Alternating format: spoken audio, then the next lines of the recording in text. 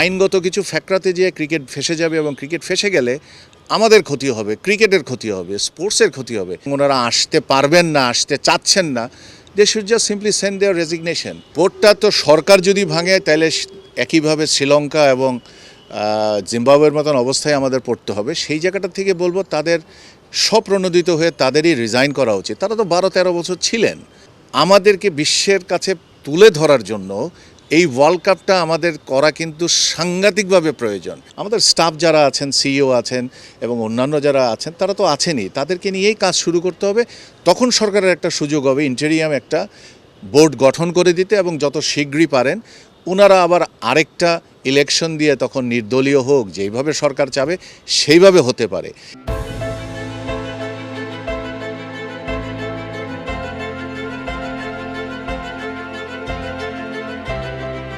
নতুনের আহ্বানে, নতুন দিগন্তে নতুন সূর্য উঠেছে। নতুন স্বপ্ন নিয়ে নতুন প্রজন্ম সামনে এগিয়ে যাচ্ছে। ব্যতিক্রম নয় বাংলাদেশের ক্রীড়াঙ্গনে নতুনত্বের ছোঁয়া। নতুন একজনকেই আসলে যুব ক্রীড়া মন্ত্রণালয়ে ইতিমধ্যে দায়িত্ব দেওয়া হয়েছে, আসিফ মাহমুদ সজীব ভুঁইয়া। নতুনদের মধ্য থেকে আসলে তিনি দায়িত্ব নিয়েছেন। সবাই এখন নতুন একটা স্বপ্ন দেখতে যাচ্ছে। ক্রীড়াঙ্গনে সবার চোখ আছে, সবচেয়ে বেশি চোখটা থাকছে আসলে বিসিবির দিকে। বিসিবির ভবিষ্যৎটা আসলে কোন দিকে যাচ্ছে, কারা আসলে পরবর্তী দায়িত্বে আছেন বা যাচ্ছেন, এই বিষয়টি নিয়ে কিন্তু অনেক বেশি আলোচনা হচ্ছে। সামনেই একটা বিশ্বকাপ হবে বাংলাদেশের মাটিতে, সেই বিশ্বকাপটার ভবিষ্যৎ আসলে কি, সাকিব আল হাসানকে নিয়ে অনেক বেশি আলোচনা হচ্ছে। সাকিব আল হাসান বাংলাদেশের হয়ে খেলবেন কি খেলবেন না, এই প্রেক্ষাপটে, বর্তমান প্রেক্ষাপটে সেগুলো নিয়ে অনেক বেশি আলোচনা হচ্ছে। আমরা এমন একজনের সঙ্গে আলোচনা করতে চাই যিনি কিনা আসলে একটা সময় এই ধরনের একটা অবস্থা ফেস করে এসেছেন। বিসিবিতে ছিলেন, বিসিবির নিরাপত্তা কমিটির ভাইস চেয়ারম্যান হিসেবে তিনি দায়িত্ব পালন করেছেন। একই সঙ্গে বিসিবির বিভিন্ন কমিটিতে বিভিন্ন সময় ছিলেন। একই সঙ্গে তিনি ক্রীড়া বিশ্লেষকও। মেজর অবসরপ্রাপ্ত ইমরোজ আহমেদ, আপনার সঙ্গে একটু আলোচনা করতে চাচ্ছি। এই যে একটা চলমান অবস্থা, ঠিক এই অবস্থায় সবাই কিন্তু বিসিবির দিকে অনেক বেশি আগ্রহ নিয়ে তাকিয়ে আছে। আসলে বিসিবিতে নতুনত্বের ছোঁয়াটা আসলে কিভাবে লাগতে পারে বা পরিবর্তনের ছোঁয়াটা আসলে কিভাবে লাগতে পারে। আমি আমার বক্তব্য শুরু করার আগে নাহিয়ান, এই যে একটা আন্দোলন হলো আমাদের, আমরা সবাই বলছি স্বাধীনতার আন্দোলন দ্বিতীয়বার, এটাতে অগণিত শহীদ হয়েছে। যারা আন্দোলনকারী ছিলেন তারা, অনেকে নিরাপত্তার কাজে নিয়োজিত ছিলেন, তারাও নিহত হয়েছেন। আমি সবাই রুহের মাগফিরাত কামনা করে এবং নতুন একটা বাংলাদেশকে দেখতে চাই আমরা, সেটার দিকে আমাদের সবাইরই মনোনিবেশ।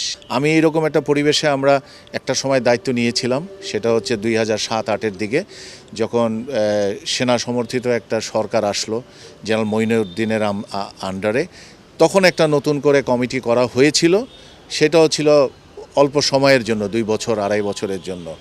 মাত্র 10-11 জনকে নিয়ে একটা কমিটি করা হয়েছিল। তার মধ্যে কমিটিতে যারা ছিলেন তার বাইরেও বেশ কিছু অনেকজনকে নেওয়া হয়েছিল যারা এই খেলাটা পরিচালনা করায় দক্ষতা আছে, সেই কাজগুলো করার জন্য। I was one of them. এবং ওই সময় আমরা অনেক কিছু গুছিয়েছিলাম এবং এই 10-11 জনই কিন্তু ভালোভাবে ক্রিকেট বোর্ড চালিয়েছিল। এখন যদি আপনি জিজ্ঞেস করেন এই অচল অবস্থাটা কিভাবে সচল করা যায়, ওনাদের কিন্তু 2025-এর অক্টোবর পর্যন্ত সম্ভবত ওনাদের দায়িত্ব আছে অ্যাজ এ ইলেক্টেড বডি। এখন যদি এই অচল অবস্থা আপনাকে ভাঙতে হয় তাহলে তাদেরকে সবাইকে রিজাইন করতে হবে, পদত্যাগ করতে হবে। পদত্যাগ না করলে একটা বাধ্যবাধকতা থাকে আইসিসির, যে এরা ইলেক্টেড বডি, আপনি ভাঙতে পারবেন না। আপনি যদি উদাহরণস্বরূপ দেখেন, সেই উদাহরণটা হচ্ছে জিম্বাবুয়ের বোর্ড একবার ভেঙে দিয়েছিল। জিম্বাবুয়ের বোর্ডকে কিন্তু আইসিসি ওইখানে রেস্ট্রিকশন দিয়েছিল, তারা কিন্তু আন্তর্জাতিক ক্রিকেট থেকে বহিষ্কৃত ছিল। সাম্প্রতিক সময় শ্রীলঙ্কা এরকম একটা উদাহরণ আছে। শ্রীলঙ্কা সেম হয়েছে, একই রকম পরিস্থিতির উদ্ভব হওয়াতে তাদেরকেও কিন্তু করেছে। আমরা কিন্তু ওই পর্যায়ে হাঁটা শুরু করা উচিত না। আমাদের মনে হয়, যদি আমরা মনে করি যারা elected body they cannot come to the board, তারা সকলে কিন্তু তাদের রিজাইন দিতে পারেন। দিলে একটা অচল অবস্থাকে কিন্তু একটা পথ দেখানোর সুযোগ পাবে এই সরকার। কি মনে হচ্ছে কিনা যেই 25-26 জন আসলে ডিরেক্টর ছিলেন তাদের সবাইকে আসলে এই মুহূর্তে পদত্যাগ করা উচিত বা পদত্যাগের পথে হাঁটা উচিত? বোর্ডটা তো সরকার যদি ভাঙে তাহলে একইভাবে শ্রীলঙ্কা এবং জিম্বাবুয়ের মতন অবস্থায় আমাদের পড়তে হবে। সেই জায়গাটা থেকে বলবো তাদের স্বপ্রণোদিত হয়ে তাদেরই রিজাইন করা উচিত। তারা তো 12-13 বছর ছিলেন, তারা নেমেই যেতে পারে। দেশের মঙ্গলের জন্য ছোট ছোট বাচ্চারা রাস্তায় দাঁড়িয়েছে, আমরা কি যারা বয়স্ক এইগুলো কাজ করছি তারা কি একটু পরিবর্তন হতে পারি না? আমি পার্সোনালি মনে করি তারা ছেড়ে দিলে সরকার নতুন একজন যিনি হয়েছেন আমাদের ক্রীড়া যুব মন্ত্রণালয়ের দায়িত্ব পেয়েছেন, উনি একজন young man, he is 25 years old, ওনার প্রতি শ্রদ্ধা রেখে বলছি ওনাকে আমাদের কাজ করার সুযোগ দিতে হবে। এই নতুন প্রজন্মকে যদি আমরা সুযোগ না দেই, আমরা তো এটাকে অচল অবস্থাকে সচল করতে আমাদের কষ্ট পেতে হবে। এর মধ্যে তো অনেকেই আছেন যারা কিনা আসলে আমরা এই মুহূর্তে দেখছি না, বিসিবিতে আসছেন না পরিচালকদের মধ্যে। এই রিজাইনের যেই পদ্ধতিটা বা রিজাইনের যে পরবর্তী পদক্ষেপটা আসলে সেটা কিভাবে হওয়া উচিত বা কিভাবে হতে পারে? নাহিয়ান, এইটা যেটা হবে সেটা হচ্ছে যখন যদি আমাদের মন্ত্রী যিনি ছিলেন পাপন ভাই, উনি যদি রিজাইন করেন, অবভিয়াসলি আদার্স উইল ফলো। ওনারা কিন্তু কখনোই বলবেন না যে আমরা থেকে যাচ্ছি, কারণ ওনাদের লিডারই যদি করেন ওনারাও করবেন, এবং করলেই কিন্তু একটা স্থবির অবস্থা থেকে আমরা একটা সচল অবস্থায় আসতে পারবো। আমাদের স্টাফ যারা আছেন, সিইও আছেন এবং অন্যান্য যারা আছেন তারা তো আছেনই, তাদেরকে নিয়েই কাজ শুরু করতে হবে। তখন সরকারের একটা সুযোগ হবে ইন্টেরিয়াম একটা বোর্ড গঠন করে দিতে, এবং যত শীঘ্রই পারেন ওনারা আবার আরেকটা ইলেকশন দিয়ে তখন নির্দলীয় হোক, যেইভাবে সরকার চাবে সেইভাবে হতে পারে। কিন্তু এই অবস্থা না করে যদি আপনি এরকম অচল অবস্থায় করেন, এই সামনে আমাদের ওয়ার্ল্ড কাপ ক্রিকেট আছে, এবং আপনি যদি আমাদের পার্শ্ববর্তী দেশের টেলিভিশনগুলো দেখেন, খবরগুলো দেখেন, সবাই কিন্তু একটা আতঙ্ক ছড়াচ্ছে বাংলাদেশে সবই বোধহয় ধ্বংস হয়ে যাচ্ছে। জিনিসটা কিন্তু তেমন না। আমাদের যে দেশটার শান্তিপ্রিয় মানুষ আমরা, এবং আমরা যে শান্তি ফিরিয়ে আনায় সচেষ্ট, সকলে বাচ্চারা যেভাবে কাজ করছে, স্যালুট টু দেম।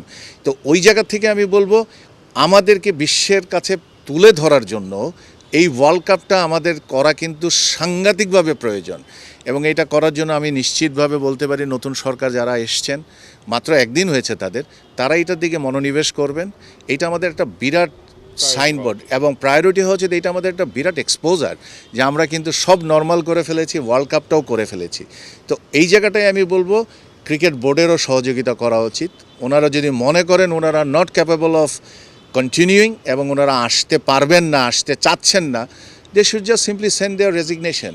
তাহলে কিন্তু একটা অচল অবস্থা থেকে আমরা সচল হতে পারি। আদারওয়াইজ আইনগত কিছু ফ্যাক্টরাতে যেয়ে ক্রিকেট ফেসে যাবে, এবং ক্রিকেট ফেসে গেলে আমাদের ক্ষতি হবে, ক্রিকেটের ক্ষতি হবে, স্পোর্টসের ক্ষতি হবে। এটা তো আমরা কেউ চাই না। যদি চেতাম তাহলে তো যারা কাজ করছেন ক্রিকেট বোর্ডে ইলেক্টেড হয়ে তারাও তো আসতেন না। সুতরাং একটা ব্যবস্থা তাদেরও ইনিশিয়েটিভ নিতে হবে, and they need to declare solidarity with the change. এই সলিডারিটি যদি আমরা ডিক্লেয়ার না করি তাহলে কিন্তু অচল অবস্থা থেকে বের হওয়া যাবে না।